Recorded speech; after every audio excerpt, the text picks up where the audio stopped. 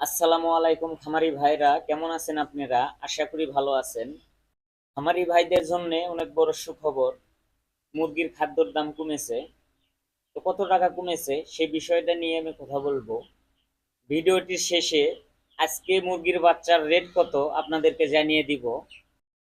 Broiler মুরগির বাচ্চার rate কত, সোনালী মুরগির বাচ্চার রেট কত আপনাদেরকে জানিয়ে দিব। সর্বপ্রথম আমি মুরগির যে খাদ্যর দাম কমেছে সেই বিষয় নিয়ে কথা বলবো। কত টাকা মুরগির খাদ্যর দাম কমেছে? বস্তা প্রতি 100 টাকা দাম কমেছে। প্রতি কেজি খাদ্য 2 টাকা করে দাম কমেছে।